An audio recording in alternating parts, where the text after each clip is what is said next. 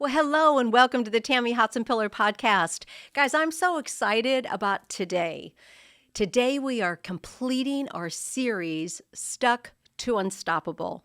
Now, if you have not been a part of the series and you're just catching me today, I want to encourage you to go back and check out the previous recordings. I am walking you through a series that is helping you understand areas that you get stuck and how you can move through that, move past that into becoming unstoppable.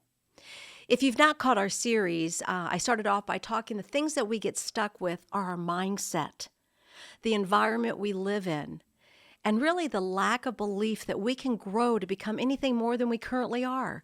If you have that mindset, then you need to check out this series and watch all of the videos or check out this podcast. But today it's really exciting because we're going to talk a little bit about what will take this whole process of becoming unstoppable to the next level. Today we're going to talk about faith. You know, we've mentioned in this series that you really need to know you. Now, someone's listening right now, whether it's in your car in a podcast or you've caught this YouTube video, and you're wondering about your purpose. You're wondering why you're even here. Can I tell you right now, the most important thing you can do for you is know who you are. Get to know you. I love self-assessments. I love the Enneagram. I love personality test. I love anything I can get my hands on to get to know who I am. But what I've talked about in this series is you have to know your ability. You have to understand your confidence level. You have to trust others, trust God, and trust yourself. But today I want to take it even deeper. I want you to begin to look at the fact that you have to understand faith. Listen, my friend, you can do everything you need to do to go to the next level, but until you combine that with the element of faith in understanding that God will bless everything that you put your foot to, that God will do exceedingly, abundantly, beyond all that you could ask or think, until you take everything you want to do and everything that you are, and you combine that with the faith that God gives you, you will never, ever, ever be unstoppable. So today I want to talk to you about faith. How do I exercise my faith? You know, the definition of faith is belief that does not rest on logical proof or material evidence. It's something that doesn't even make sense because it's supernatural. It's spiritual. The Bible tells us in Hebrews 11:1, now faith is the assurance of things hoped for and the conviction or the evidence, some translations say, of things not yet seen. I want to start by telling you a quick story.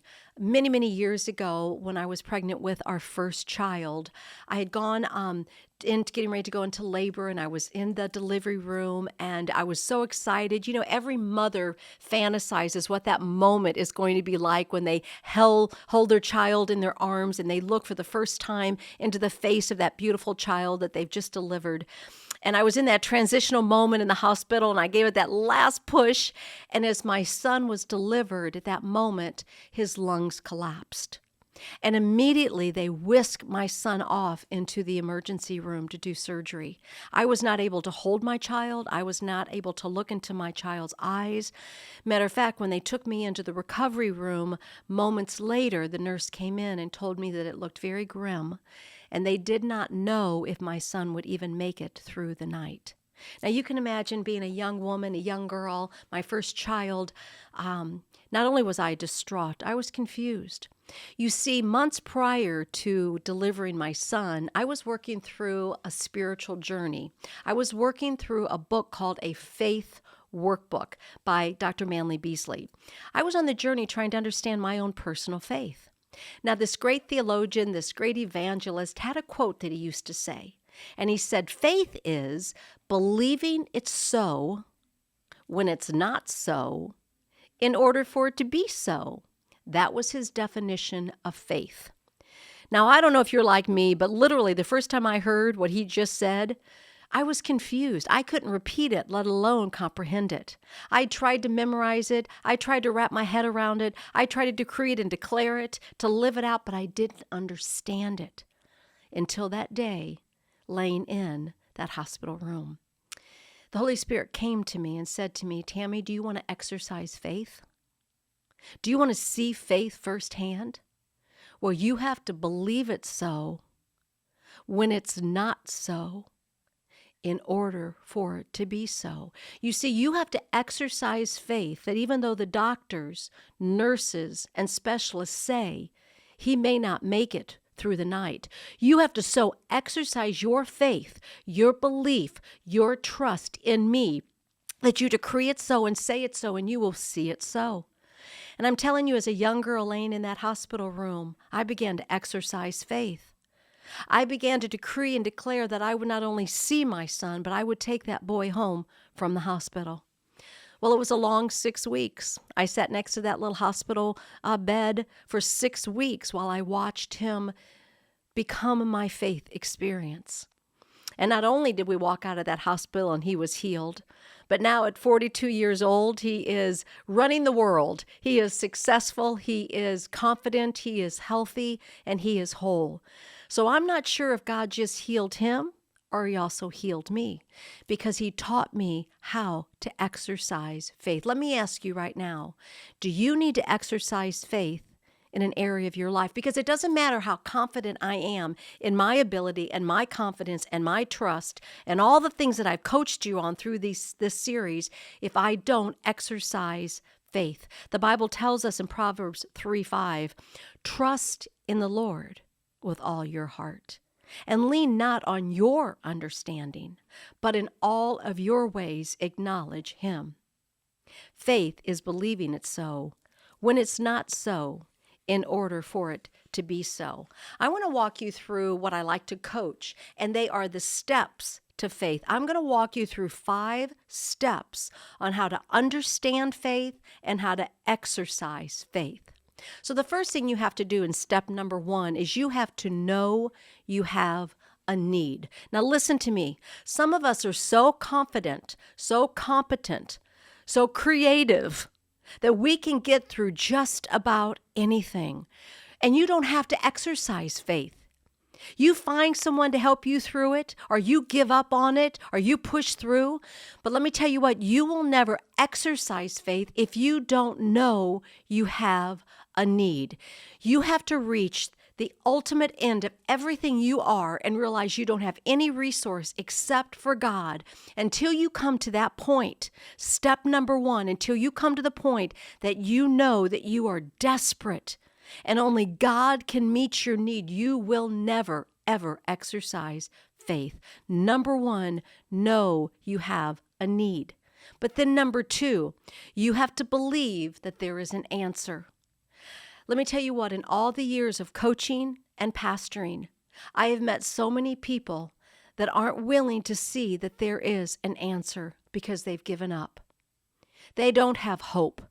They don't have faith. They're angry at God. They're mad. They've walked away, and they've not entered into the realm of believing there is an answer.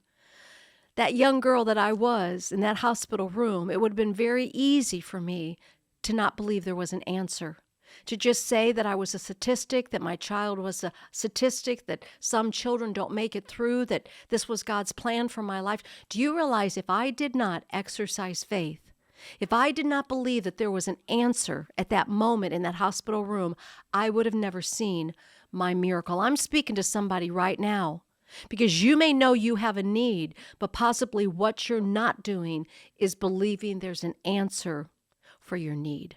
That's step number 2. Then we move on to step number 3, and I think this is the hardest one. You have to let go of the why. Let go of the why. Going back to my story and my illustration, you better believe that I asked God why. My husband and I were pastors. We were in seminary. I had lived a good life. I was a, air quote, good Christian. I played by God's rules. I didn't think he was punishing me, so I had to ask God why. And I did. For many hours in that hospital room, I asked why. But it wasn't until I let go of the why that I could move in to my miracle story. Some of you right now are in the why. Why God? Why me? Why now? Why this? Let me tell you what, move past the why, and you'll begin to step into your miracle story. And then it's step number 4. You have to see the other side. You have to see the other side. You know, I was able to go and sit next to that little hospital bed. Now, my son was taped down. He was on machines. His little face had a respirator. They had shaved his head. The IV was right here in his little head, and he was strapped down. And let me tell you what, every time I went in and I would just stroke him, I remember the first time my doctor looked at me and he said, "Why don't you bring a toy? Why don't you bring something from home?" Because the doctor said, until you can see him alive, you will never believe he will live. And I had to be shocked, to be honest with you, because all I could see was the hospital. All I could see was a sick little boy. But I had to move into the realm of knowing that one day I would walk out with that little boy in my arms. I had a little wind-up toy that I brought, and every morning when I would come in, I'd wind that little toy up, and I would say, "Jeremy, this is going to be in your crib when we get home. This little toy is going to be in your crib." I brought a little outfit that was going to be his take-home outfit, and I put that next to him. I had to see that I was going to walk out of the hospital with him. See, I had to see the other side. Do you know that that's when you walk from this, listen to me, this natural realm into the supernatural realm? When you begin to see your now and it becomes your future reality. That's when you exercise what's the natural and you move into the spiritual. You have to physically see it. You have to prepare for it. You have to speak it and decree it and declare it. It wasn't my moment. It wasn't my reality as I sat in that hospital room, but I exercised my faith to see it so. You have to say it so to see it so. And then number 5, which was the most releasing part of the journey of faith, is step in to the divine. Step in to the divine. Over the next 6 weeks, I'd sit next to that little hospital bed and I would sing to him. I would tell him about his nursery at home.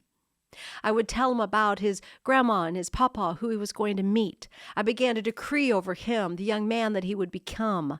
I spoke life over him. I stepped into the divine. See, these steps of faith, these 5 steps of faith, you need to ask yourself right now if you're struggling with an answer.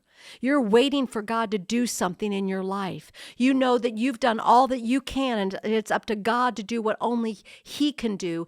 Ask yourself right now, which step of faith am I in on this journey? Number 1, know you have a need.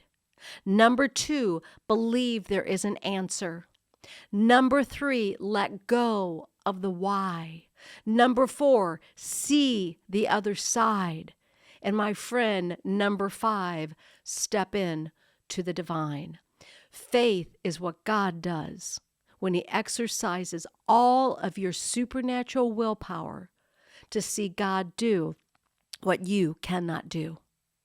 In this series, Stuck to Unstoppable, it is walking you through all of the roadblocks, all of the lies, all of the hurdles that the enemy is trying to rob, steal, and destroy. Let me tell you, who's ever listening right now, don't stay stuck. Become unstoppable. Become the man or woman, boy or girl that God's created you to be. Trust Him. Understand your ability. Have confidence. And then, my friend, step into faith. Exercise that supernatural connection you have with the God of the universe that wants to work miracles in your life. I'm going to ask you to share this with someone that might need to understand what the faith realm is like. And if you've missed out on any of this series, check us out on our podcast. Check us out on any of our YouTube videos. You can check me out at TammyHotsonPillar.com. But I believe, whether it be on our social media feeds or on our website, you're going to be blessed by sharing these videos with your loved ones. Well, thank you again for joining us. I hope you check out all of our podcasts podcast. We have a lot of great podcasts, a lot of great coaching and teaching. Thank you for following me. I pray God's blessings on you, God's riches on you. In Jesus' name, have a great day, guys. God bless.